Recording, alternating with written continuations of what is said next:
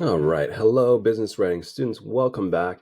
In this video, which I'm going to say it again, even though it might not be true, hopefully it is very short, we're going to be talking about the email part of the job application packet. Now, we went over emails extensively, relatively extensively, earlier in the quarter, but I want to kind of loop back and I want to talk about the differences and similarities between what we did earlier in the quarter and what we're going to be doing at this point in the quarter.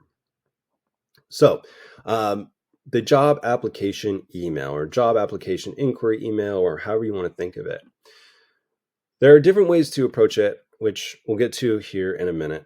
But just some general reminders. First, again, picking up on things that I've talked about in the last two video lectures. So the first thing, obvious, make sure that you're emailing from a professional email address, right? Not coolguy99@gmail, right? It should be your name. I always opt for either first initial last name or first full name, period, last full name, last name, something like that. Make sure that you have a clear and specific subject line. Again, aim for 4 to 7 words. It does depend on what you want to include. And we'll look more at subject lines in the reading and a little bit later in this video lecture. But consider that hiring manager looking for applicants. The best way to do it is, at least the way I would do it, is bracket the job and then include my name after it. So for me, it would be something like the square bracket, English instructor, and square bracket, Michael Overa, instructor, something like that. That makes it very easy for them to track. It also makes it easier for me to track. And including those brackets is something I've been trying out more recently lately just to help filter my email box. So essentially, anytime I send an email, in the brackets is the shorthand subject that would make sense to the recipient and to myself, right? In business writing 115 in brackets, and then, missing assignment, something like that.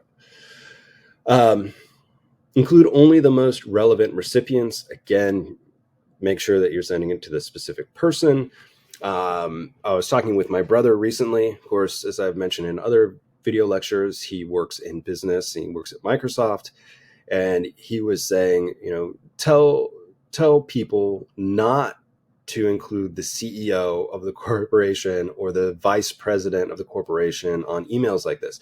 And his point was people do it a lot, and which is sort of surprising to me. I wouldn't think that people would kind of go straight to the top, but I suppose people want to get the attention of important people. Again, short and sweet body text. So aim for around 100 words, plus or minus a little bit. And even the example where I'll look at here in a minute is, probably more than 100 words. So I think we'll address that here in a bit. Indicate any and all attachments. I've mentioned this before, but make sure that you say, please see my attached resume and cover letter. And for your reference, again, I would say the file format as well. And then a clear action. Now, for an email inquiry like this, it may be email me if you have any questions, or I'm free to meet on these days, or if I don't hear back from you within a week, I'll send a follow-up. And follow-up emails are a whole other sort of thing. And if we have time, we'll get to those by the end of the quarter, but I'm kind of focused on this for the time being. So let's look at the example email from earlier in the quarter just to refresh our memories. So this is the exact same email we looked at earlier. So, dear Professor Chowdhury, I've completed the recent reading on business emails. I'm still uncertain as to how to write the effective subject line. Would you mind helping me by answering the following questions? Can the subject line be longer than a sentence?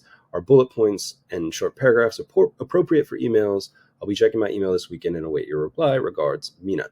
Now, short and sweet, right? Definitely within our 100-word limit. I have not included the subject line here, but we can see it's very clear. It's very straightforward.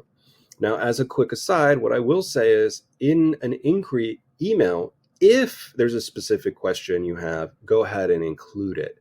However, don't include a question just to include a question because it's going to come across that way. So here's our refresher email. Again, short, sweet, professional. We've got the bullet points in there. It's very clear from for the professor what that student needs or wants from them. So let's talk a little bit about what to include. And so for this, we're going to look at some of the reading for this week.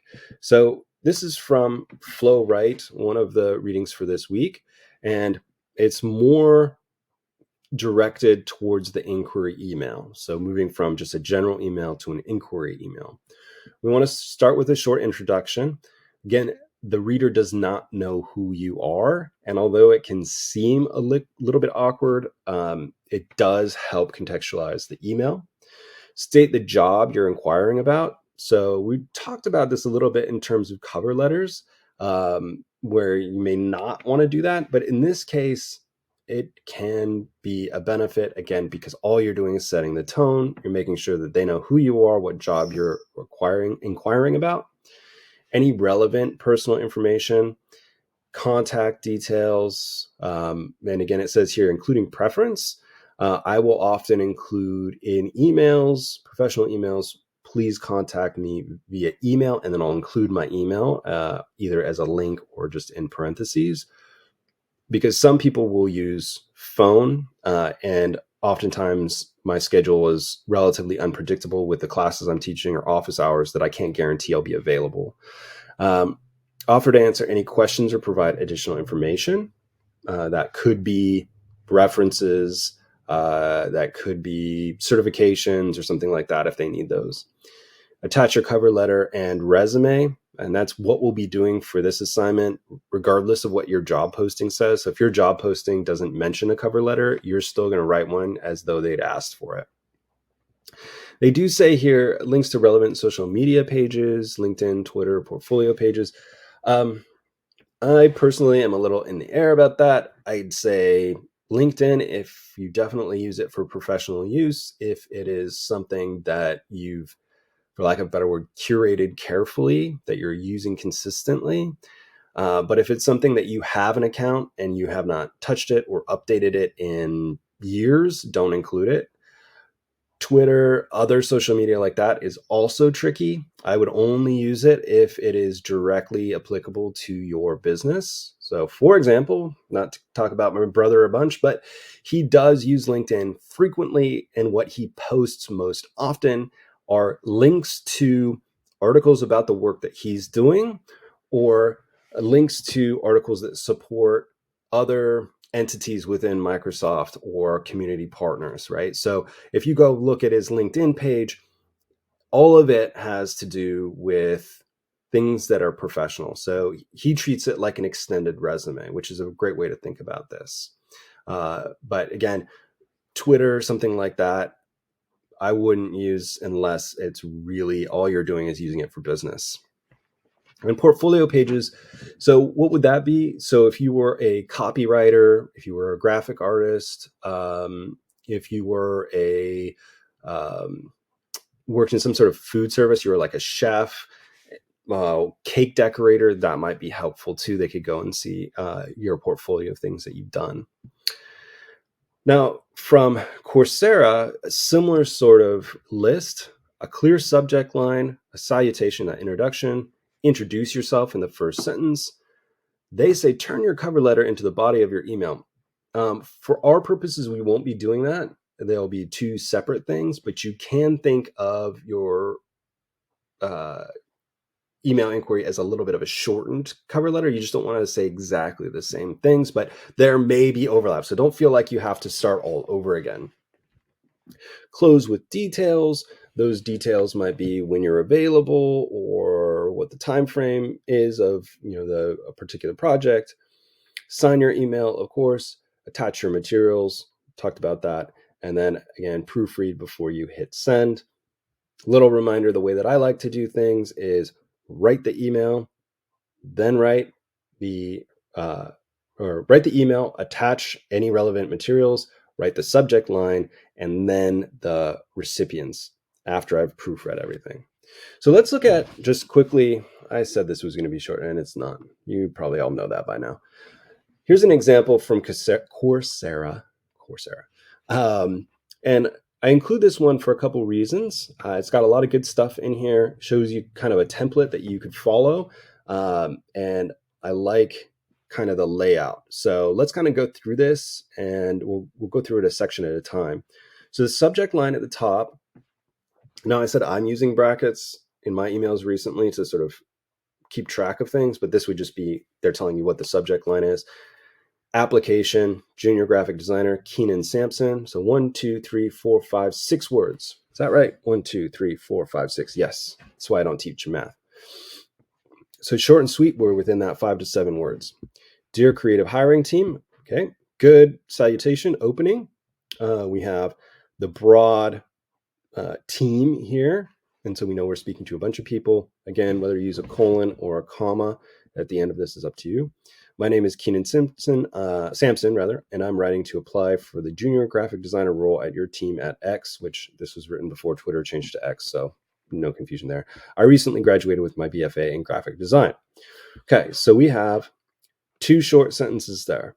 And although it might seem awkward to say, my name is, I do it a lot of the time, especially, again, in my capacity at Shoreline. If I'm reaching out to an instructor in a different department or somebody that I have not met, I will say, dear science, dean of the science department, my name is Michael Overa. I am an instructor for business writing 115, etc. That lets them know who we are. So that's good. It's easy for them to skim, and they think about what pops out to them. The name, that's good. Junior graphic designer, the job, and then the fact that this person has recently graduated with a relevant degree, right? So the job is junior graphic designer, and they just graduated with a bachelor's degree in graphic design. I've been especially impressed with X's B Corp status and its mission to connect volunteers with meaningful and impactful experiences. So we know that there's something connected there, right? There's some passion and importance there, right? Again, one of the things that we want to show is personality. During my time at XYZ University, I volunteered with a local composting group while completing 2 separate internships, one at the creative agency ABC Designs and the other at A to Z Corporation. So now some of you might be saying, well, they're just doing their resume now. This is going to be in their cover letter. Yeah, these are the most relevant and most recent things that connect. But you'll see that if X's B Corps status is to connect volunteers with meaningful experiences, and this person volunteered, that gives them a nice segue. Now here we'll see something that looks a lot like a resume, which is the main accomplishments. But rather than saying at this job internship I did this, at this internship I did that, they've condensed it all into one bullet pointed list. I think 3 to 5 bullet points is probably ideal for a situation like this. Even 5 is a lot. That starts to get blurry. But if you keep it to 3 is always a good number for things like this. It helps keep focused. So we've used those active verbs too. During my internships, I designed original assets, retouched work to meet specifications, and met with clients. Now, these 3, I would hope this person is using because these were keywords or key responsibilities in the job listing. I appreciate the challenge to bringing an idea to life through visual web-based mediums, and I'm interested in applying my experience to your company's needs. I'm an organized team player with strong attention to detail, traits that will serve me well at X. Now, for my money, again, my bias, I would say that organized team player, attention to detail is difficult to prove or show, and it's those types of buzzwords that a lot of people throw out. Because this is the end of the email, it's something that people are going to remember. Now, there's a sort of trade-off there. They've already got the other information and experience at the top, so that helps. But I would probably still avoid at least this wording. One could say that they're an organized team player by saying that they have worked on teams of 15 to 30 people, but that they've had a specific organizational role. And then the last thing, I've attached my resume and 2 samples of work I completed as part of my internships. I'm available to discuss my experience and skills at your convenience. So good. And then I cut off the salutation or the closing. Again, what I would do is say I've attached these things as PDFs, but that works as well. In this case, appropriate to attach samples of work, possibly because the job is asked for it, but also would be appropriate considering that this is a designer job. And so being able to see the quality of this person's work would be important.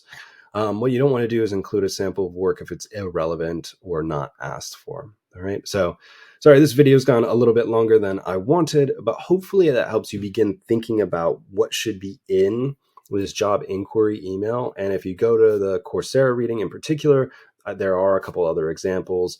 And I think there's some other examples that the Write Flow or Flow Write reading as well. But if you need other examples and they're not on Canvas, please email me and I'll try and find some and get them to you as soon as I can. All right. If you have questions, comments, concerns, jokes, memes, or recipes, please let me know. Otherwise, I'll talk to you all later.